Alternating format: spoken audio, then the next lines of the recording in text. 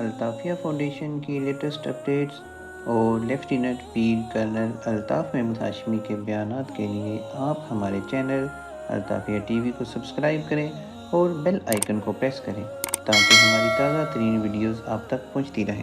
میرے پیارے دوستو، ہمارے ساتھ ایک حادثہ جس کا میں نے ابھی ذکر کیا تھا، ہم نے اپنی ہر چیز اپنے گلے سے اتار کے ہم نے حضرت غوث پاک کے گلے میں ڈال دی۔ ہم نے اپنی ہر شے، ہمارے بچہ دینا تو غوث پاک نے دینا۔ اگلے دن میرے پاس ایک کلپ آیا، میں مولوی صاحب، بڑے پڑھے لکھے مولوی صاحب، بات کیا کر رہے ہیں کہ جس طرح ہمارا چاند کل نہیں چڑھا تھا، کوشش کی ہوگی چڑھانے کی، اور چند بتیڑے چڑھے وہ ساڑھے کو نہیں چڑھ سکے، رات میں کوشش کی ہوگی، تو وہ چاند 29 پہ نہیں چڑھا تو 30ویں پہ چاند چڑھا۔ جب چاند نظر آیا تو بندے نے چاند سے پوچھا، اب یہ مولوی صاحب واقعہ سنا رہے ہیں، پوچھا کہ بھائی تم کل کیوں نہیں چڑھے؟ اس نے کہا میں کل حضرت غوث پاک سے اجازت لینے گیا ہوا تھا کہ میں چڑھوں کہ نہ چڑھوں، مجھے اجازت۔ ہم نے ہر شے اتار اتور کے حضرت غوث پاک، ہم نے جنگ کرنی ہے تو غوث پاک نے آ جانا، ہم نے لڑائی کرنی ہے غوث پاک نے آ جانا، میری شادی نہیں ہو رہی غوث پاک نے آ جانا، ہم نے ہر شے ان کے۔ اب ذرا حضرت غوث پاک رضی اللہ تعالیٰ عنہ، ذرا ان کی کہانی سنیے۔ حضرت سید عبد القادر جیلانی رحمۃ اللہ علیہ، آپ کے ایک صاحبزادے جن کا نام تھا عبد الرزاق الجیلانی، جو سب سے زیادہ مشہور آپ کے بیٹے رحمۃ اللہ تعالیٰ علیہ، ان کے دو بیٹے وہاں پہ عبد الرزاق الجیلانی کو ہندوستان سے کچھ لوگوں نے خط لکھا کہ ہمیں یہاں پہ کچھ مرہٹے ہیں اور وہ مرہٹے ہمیں جینے نہیں دے رہے، تو آپ نے وہاں سے اپنے عبد الرزاق الجیلانی نے اپنے 2 بیٹے اور ان کے ساتھ جتنا لشکر ہو سکتا تھا وہ دے کے ان کے لیے بھیجا یہاں پہ۔ اور وہ جگہ کون سی تھی؟ کلر کہار یہاں پہ بھیجا۔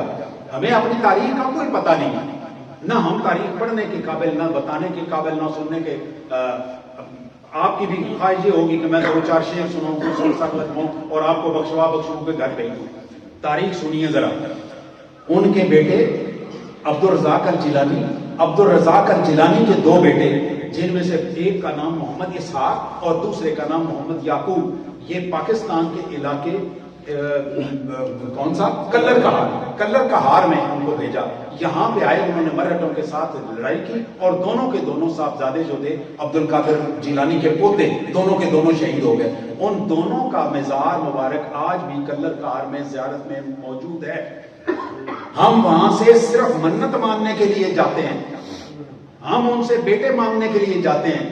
کبھی کوئی بندہ اس نیت سے بھی کہے کہ اس قبر میں 2 شہید حضرت غوث پاک کے 2 پوتے، اتنے پاک لوگ، وہ کافروں کے ساتھ جنگ کرتے ہوئے شہید ہو گئے تھے، جا کے دیکھیں تو صحیح، پوچھیں تو صحیح کہ تمہارے ساتھ نیتی کیا تھی؟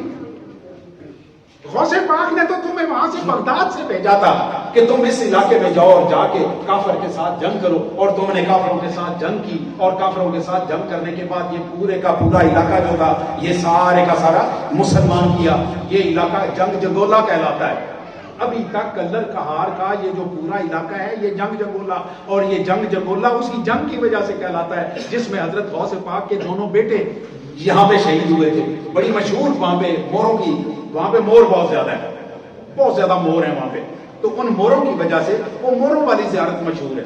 آپ وہاں پہ جاتے ہیں تو آپ زیارت سے باہر دیکھیں تو آپ کو پہاڑیوں میں بے شمار مور گھومتے ہوئے نظر آئیں گے۔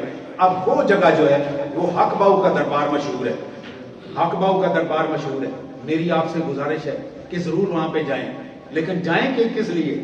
ان کی شہادت کا نظارہ کرنے کے لیے، ان کی شہادت کا نظارہ کرنے کے لیے۔ یہ کہانی اپنے ذہن میں رکھ کے وہاں جائیے گا۔ ہم یہاں پہ لڑائی ہو، غوث پاک نے لڑنا ہے۔ غوث پاک نے کیوں لڑنا ہے؟ انہوں نے تو اپنے پوتے بھیجے ہوئے ہیں اور شہید کروائے۔ آپ نے صرف اتنے کے لیے رکھے ہوئے ہیں غوث پاک کہ ہمیں جہاں ضرورت پڑے نہ ہمارا ان کو بلایا اور ہم فارغ ہو گئے، باقی کام سارے کا سارا ان کا۔ میرے پیارے دوستوں، خاص طور پہ میرے پیارے بچوں، یہ آپ کا کام ہے۔ میری جو نئی نسل ہے، خاص طور پہ جن کے 25 سال کے قریب جن کی عمریں، بچوں شور نہیں کرو، جن کی 25 سال کے آگے پیچھے عمریں، آپ اس کو یوں کہہ لیں 35 سال سے جو نیچے کے لوگ ہیں ان کے لیے میری گزارش ہے کہ اپنے آپ کو تاریخ سے آگاہ رکھیں، اور ان لوگوں کے متعلق یہ جو ہے نا چاند پوچھنے گیا ہوا تھا، یہ کوئی کرامت شرامت نہیں ہے، چاند کے پوچھنے کی کیا بات کی، اس نے اپنے بچے شہید کروائے، اپنے باپ دادا کی سنت ادا کی۔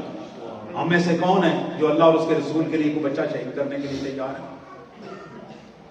کوئی بھی نہیں۔ بازو تیرا توحید والا بازو ہے کوئی آپ کا میرا؟ توحید والی کوئی بات ہے؟ کوئی توحید والی کہانی نہیں۔ اللہ تو بیچ میں سے موجود ہی کوئی نہیں، بیچ میں اتنا کچھ آ گیا ہوا ہے۔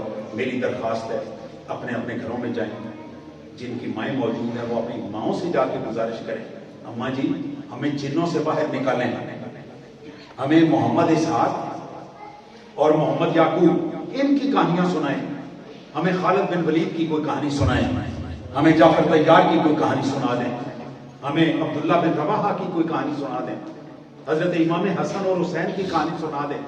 اپنی ماؤں سے یہ گزارش کیجیے، اور جو لوگ شادی شدہ ہیں ان سے گزارش ہے ڈردیاں اپنی بیویاں رہنا ہوئے کل میرے گل پہ ہو تو آخیا سی اسی بیوی نو آنکھ بیٹھے سنکاری نہیں پڑھ دیں، ڈردیاں جا کے ان سے گزارش کیجیے کہ اپنے بچوں کو دلیر بنائیں، اپنے بچوں کو یہ جو ہے نا ڈرنے والا کہ باہر سے وہ جناب رات کو آوازیں آتی ہیں چھت سے تو یہ ہوتا ہے وہ ہوتا ہے، یہ ساری کی ساری کہانیاں صرف اور صرف اس وجہ سے ہیں کہ ہماری اگر آپ اپنے شجرے دیکھیں نا، ہم اپنے شجرے دیکھیں تو 6ویں 7ویں 8ویں نسل میں یا ہم ہندوؤں کی اولاد ہیں یا سکھوں کی اولاد ہیں، مسلمان ہم ہو گئے، ختنے ہو گئے، کلمہ پڑھ لیا، لیکن اندر کا ہندو ابھی تک زندہ ہے۔ اس ہندو کو اندر سے نکالیں، جب تک آپ اس ہندو کو اندر سے نہیں نکالتے اس وقت تک ہم نہ ہندوستان کا مقابلہ کر سکتے ہیں نہ ہم کسی اور طاقت کا مقابلہ کر سکتے ہیں۔